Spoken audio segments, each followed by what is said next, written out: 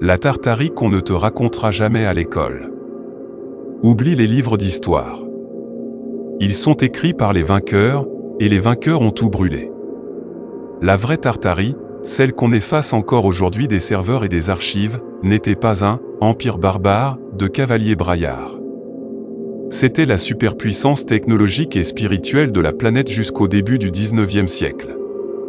Un continent-État qui allait de la Pologne à l'Alaska, de l'océan Arctique jusqu'à l'Himalaya, avec une seule langue administrative, le tartare classique, une seule monnaie, le rouble d'argent à tête de griffon, et surtout, une énergie gratuite qui faisait tourner des villes entières sans charbon ni pétrole. Oui, tu as bien lu. Énergie gratuite. Partout. Les bâtiments qu'on appelle aujourd'hui cathédrales en Europe de l'Est, Capitole aux États-Unis, pavillons d'exposition un peu partout. Ce n'étaient pas des églises ni des musées à l'origine. C'étaient des centrales atmosphériques. Dômes, flèches, colonnes en fonte, vitraux colorés, tout était conçu pour capter l'électricité de l'air, la concentrer et la redistribuer gratuitement dans les quartiers. Les cloches, des résonateurs à ondes de forme. Les orgues, des générateurs à mercure liquide. Les incendies qui ont ravagé San Francisco, Chicago, Londres, Moscou en même temps entre 1812 et 1870. Des guerres à l'arme à plasma pour détruire ces réseaux.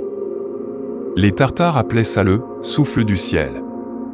Nous, on a oublié le mot. Leur capitale officielle changeait tous les 7 ans, mais la vraie, la secrète, s'appelait Tartar City.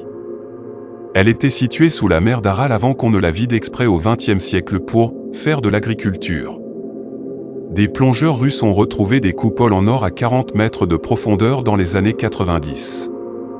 Les vidéos ont disparu, les plongeurs aussi. Les Tartares avaient 3 races principales. Les blancs, cheveux blonds ou roux, yeux clairs, qui vivaient surtout au nord et à l'ouest. Les rouges, peau cuivrée, yeux noirs en amande, qui dominaient le centre et l'Amérique.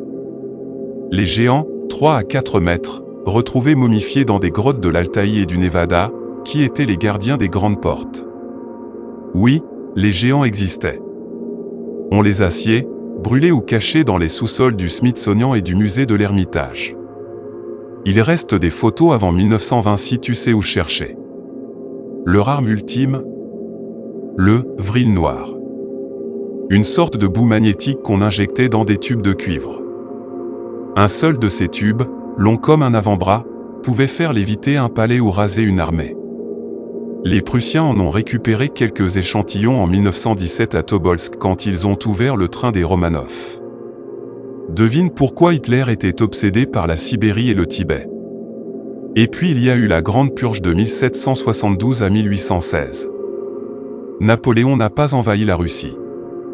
Il a été envoyé pour détruire ce qu'il restait de Tartarie après la première vague, les inondations de boue, qui ont enseveli des villes entières en une nuit, Tartu, Saint-Pétersbourg, Dublin, etc.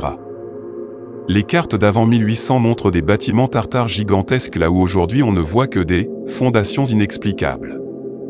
Ceux qui ont terminé le boulot. Les Jésuites, qui ont réécrit les livres. Les Romanov, qui ont pris la Sibérie. Les Rockefeller et les Rothschild, qui ont pris l'énergie et le pétrole pour nous vendre le contraire. Résultat, un peuple entier effacé. Langue interdite, écriture brûlée, enfants placés dans des orphelinats où on leur apprenait qu'ils étaient russes, chinois ou indiens, selon la zone. Les derniers locuteurs purs du tartare classique ont été liquidés dans les années 1930 au Goulag. Mais ça revient. Depuis 2015, des gamins naissent en Sibérie centrale avec les yeux bleus phosphorescents et des souvenirs qu'ils n'auraient pas dû avoir. Les vieux chamans yakoutes disent que les géants se réveillent dans les grottes de l'Alena. Et dans les steppes kazakhs, la nuit, on voit parfois des lumières bleues qui dessinent l'ancienne carte de la Tartarie dans le ciel. Ce n'est pas une théorie. C'est une mémoire qui revient. Et cette fois, ils ne brûleront plus les cartes assez vite.